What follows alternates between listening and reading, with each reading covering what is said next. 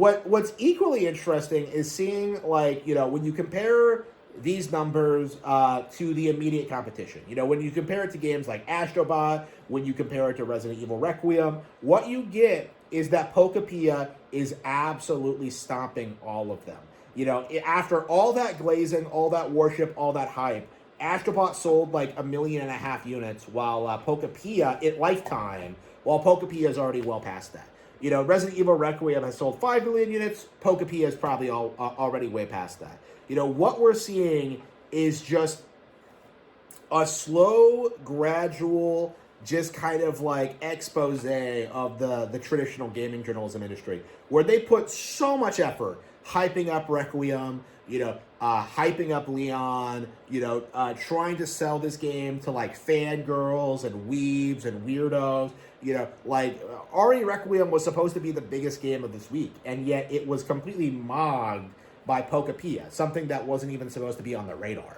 And we keep getting told that, like, these games aren't the same genre and you can't compare them, yada, yada, yada. But, like, I think it's very, very interesting, because you don't really hear this kind of talk when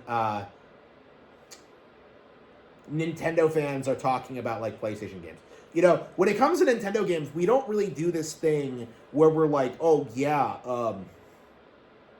Astrobot, we don't really glaze smaller games and hype them up to be, like, industry leaders, the way that, like, other franchises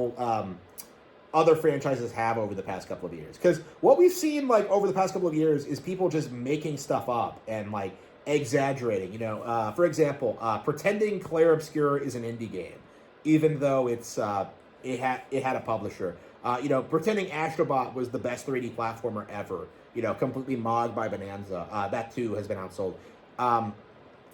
When you look at, like, Resident Evil Requiem, everybody came out and tried to say that, like, well, obviously Requiem is the bigger success. Obviously Requiem is bigger than Poképia. Obviously Requiem is the big game of this week.